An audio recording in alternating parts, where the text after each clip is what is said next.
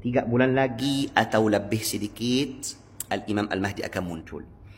Sebelum marah sama saya, sebelum ada yang bilang, sok tahu Syekh, Syekh itu sudah tahu tentang ilmu ghaib, Syekh itu seperti orang-orang yang aneh, astagfirullah. Dengar baik-baik aja dulu. Assalamualaikum warahmatullahi wabarakatuh. Syekh Muhammad Ali Al-Dib adalah seorang qari internasional asal Mesir yang dikenal luas karena kefasihan dan keindahan lantunan ayat-ayat suci Al-Quran. Baru-baru ini beliau mengunggah sebuah video yang membahas tentang kemunculan Imam Mahdi, yang diperkirakan akan terjadi dalam waktu 3 bulan ke depan, yaitu pada tahun 2025 atau tahun sekarang. Dalam video tersebut, beliau mengingatkan umat Islam untuk mempersiapkan diri dan meningkatkan ketakwaan dalam menyambut tanda-tanda akhir zaman. Dalam eskatologi Islam, Imam Mahdi adalah sosok yang diyakini akan muncul pada akhir zaman untuk menegakkan keadilan dan kebenaran di dunia yang dipenuhi oleh ketidakadilan dan kezaliman. 3 bulan lagi atau lebih sedikit, Al-Imam Al-Mahdi akan muncul. Sebelum marah sama saya, sebelum ada yang bilang, sok tahu Syekh, Syekh itu sudah tahu tentang ilmu ghaib, Syekh itu seperti orang-orang yang aneh, astagfirullah. Dengar baik-baik aja dulu. Allah jadi saksi, saya kasihan sama kalian, termasuk diri sendiri. Dengar sampai akhir video ini, dan kalau lihat perkataan saya ada salah, silakan kasih tahu di komen, ya. Hadis sahih di Al-Bukhari, Rasulullah SAW bersabda dalam sebuah hadis sahih, "Idza iqtaraba az-zaman", ketika dekat zaman, mungkin hari kiamat, maksudnya hari kiamat, "lam takad ru'yal mu'minu takdzib." Hampir mimpi-mimpi orang beriman tidak salah, tidak bohong. Dari 2023, 2024 sampai 2025, ribuan mimpi-mimpi dari orang baik, orang salih tentang Al-Imam Al-Mahdi. Mau muncul.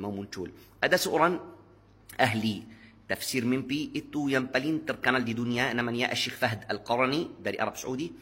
Dari 2023 selalu tafsir mimpi-mimpi tentang Al-Imam Al-Mahdi. Dia selalu bilang di tahun 2025 ada hal-hal yang besar. Orangnya bukan tahu tentang waktu hari kiamat, bukan seperti itu.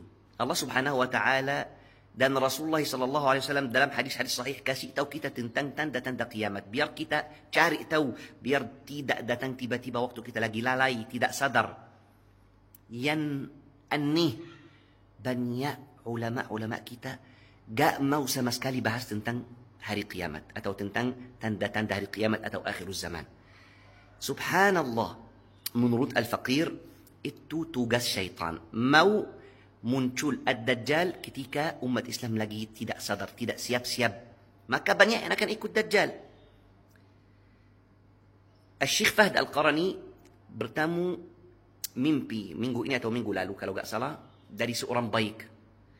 Dan dia bertanya, apakah kamu sudah salat? Dan waktu mimpi itu kapan? Dia bilang, barusan saya mimpi dan saya memang baru selesai salat witir, belum azan subuh. Ya.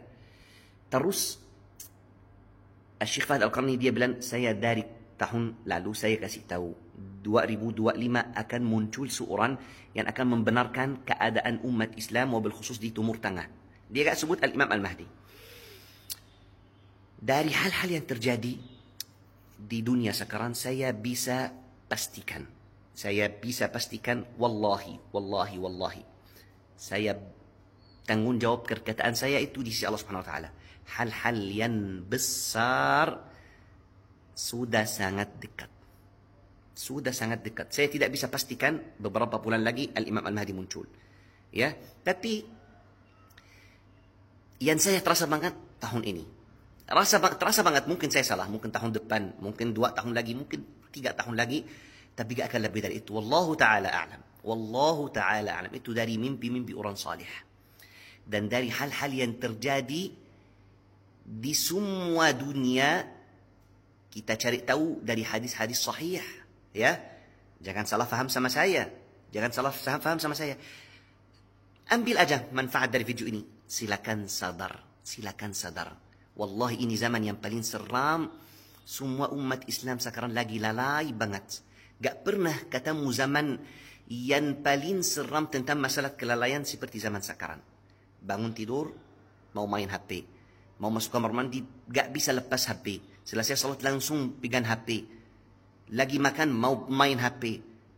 Ini sesuai keadaan yang Allah subhanahu wa ta'ala kasih tahu kita, iqtaraba linnasi hisabuhum wa hum fi ghaflatin mu'ridun. Memang ad-dajjal gak akan muncul di zaman orang-orang itu dekat kepada Allah.